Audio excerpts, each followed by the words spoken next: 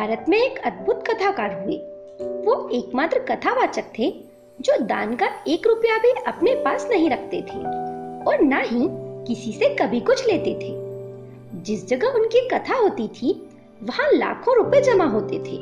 उन्हें वो उसी नगर के किसी सामाजिक कार्य के लिए दान कर दिया करते थे। उनके अंतिम प्रवचन में गोरखपुर कैंसर अस्पताल के लिए 1 करोड़ रुपए जमा हुए थे। उनकी पत्नी आबू में रहा करती थी। उनकी पत्नी की मृत्यु के 5 दिन पश्चात महाश्री को ये खबर लगी। तब वो उनकी अस्थियां लेकर गोदावरी में विसर्जित करने मुंबई के एक बहुत बड़े सेठ के साथ गए। नासिक में डोंगरे जी ने सेठ से कहा कि मेरे पास तो कुछ है ही नहीं और इनका अस्थि विसर्जन की क्रिया पूर्ण करनी है। इसमें कुछ पैसा तो लगेगा ही, तो अब हम क्या करें? फिर वो बोले, पत्नी का मंगलसूत्र और कर्णफूल हैं। इन्हें बेचकर जो रुपए मिलेंगे उन्हें अस्थि विसर्जन में लगा देते हैं। ये शब्द सुनकर सेठ के पैरों तले से जमीन खिसक गई। इस घटना को लोगों को बताते हुए कई बार रोते हुए सेठ जी ने कहा कि जिस समय ये सब हमने सुना हम जीवित ही कैसे रह गए, बस हमारा हार्ट फेल ही नहीं हुआ।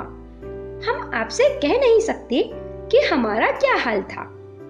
जिन महाराज श्री के एक इशारे पर लोग कुछ भी करने को तैयार रहते हैं, वो महापुरुष कह रहे थे कि पत्नी के अस्थि विसर्जन के लिए पैसे नहीं हैं और हम खड़े खड़े सुन रहे थे। फूट फूट कर रोने के अलावा एक भी शब्द मुंह से नहीं निकल पा रहा था।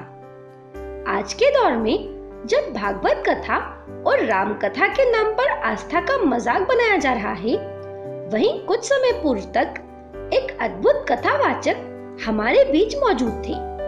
वो कथाकार इतने सरल हृदय और निष्ठावान थे कि वो कथा करने का 1 रुपया भी नहीं लेते थे। हालांकि अब भी रुपये ना लेने की बात कुछ कथाकार करते हैं, लेकिन इसमें उनकी निष्ठा कम और ढोंग ज्यादा होता है।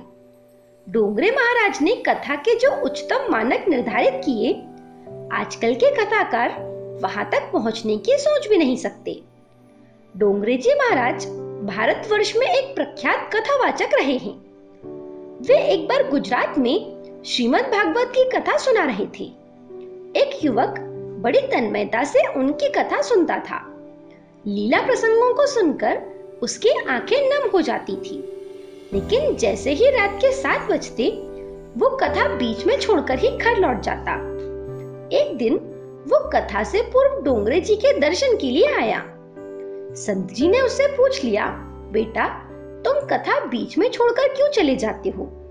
इस पर युवक ने बताया कि महाराज मेरी माताजी का निधन हो चुका है। घर में मेरे पिताजी अकेले रहते हैं, उन्हें दिखाई नहीं देता।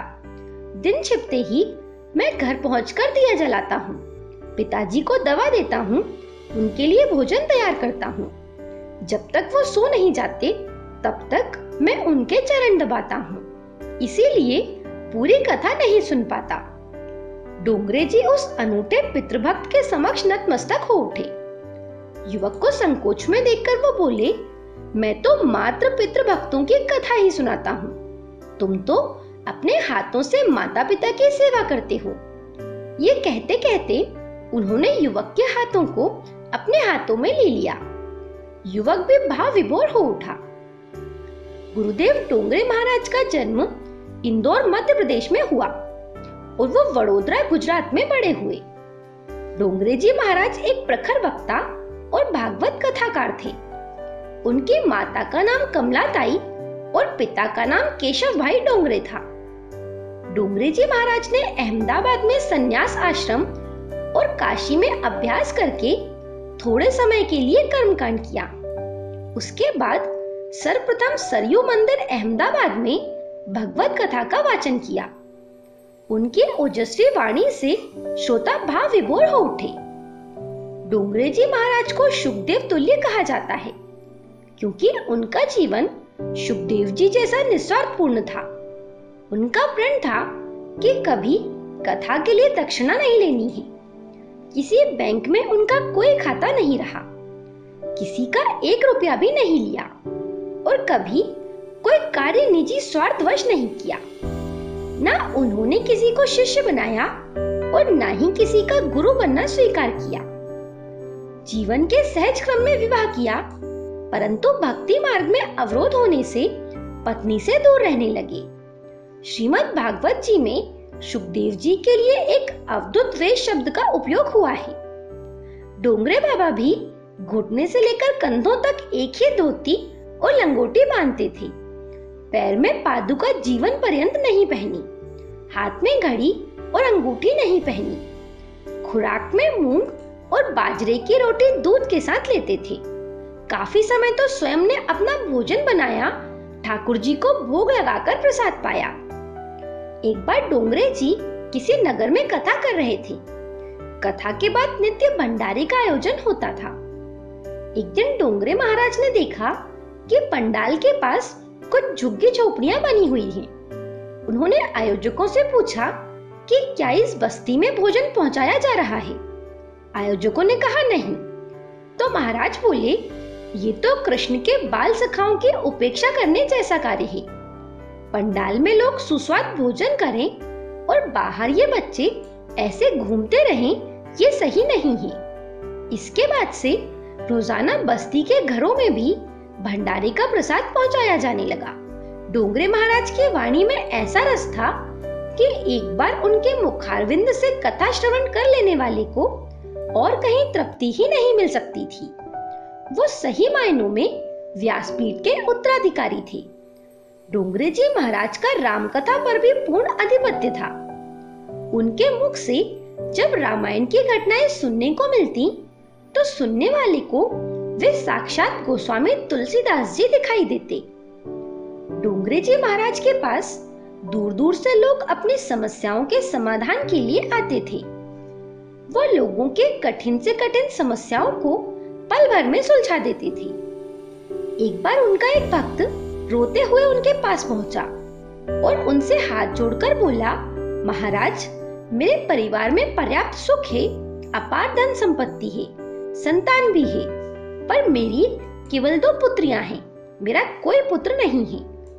बिना पुत्र के मुझे अपना जीवन अधूरा दिखाई देता है। डोंगरे जी महाराज बोले, तुम पुत्र प्राप्ति के लिए इतना उत्सुक क्यों हो? इस पर वो व्यक्ति बोला, महाराज, पुत्र के बिना मुझे मोक्ष की प्राप्ति कैसे होगी?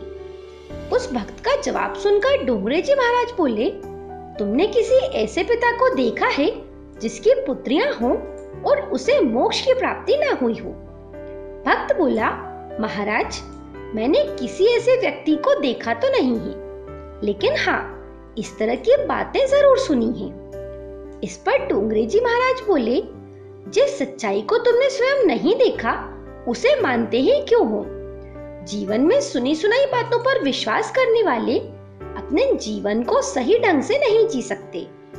मैं तो अनेक ऐसे परिवारों को जानता हूँ जो कई कई पुत्रों के होते हुए भी संतुष्ट नहीं हैं। यदि पुत्र होने मात्र से पूर्णता होती, तो कुसंस्कारी बेटों से माता पिता परेशान क्यों होते? पुत्र या पुत्री होने से कोई फर्क नहीं पड़ता। तुम अपनी दोनों पुत्रियों को ही अपना उत्तराधिकारी मान लो। डोंगरे महाराज ने अपने जीवन काल में अनगिनत स्थानों पर कथा की, लेकिन कभी 1 रुपया भी किसी से स्वीकार नहीं किया। भक्त कभी कभी बहुत ज्यादा आग्रह करते तो वो पैसा गौशाला में दे दिया जाता। महाराज श्री अगर चाहते तो अरबों खरबों की पूंजी जमा कर सकते थे, लेकिन अपरिग्रह आजीवन उनका मूल मंत्र रहा। महाराज श्री की पवित्र नदी नर्मदा के प्रति अगाध श्रद्धा थी। इसी श्रद्धा के चलते उनकी यही आखिरी इच्छा रही कि मृत्यु के बाद उन्हें नर्मदा मैया में ही विश्राम दिया जाए। उनकी इच्छानुसार उनकी नश्वर देह को नर्मदा मैया के प्रवाह में बहा दिया गया। डोंगरे महाराज जैसे अद्भुत कथाकार और भगवत प्रेमी पर देश को गौरव है। आपको ये वीडियो कैसा लगा मुझे कमेंट करके जरूर बताएं। मेरे साथ बने रहने के लिए आप सभी का धन्यवाद।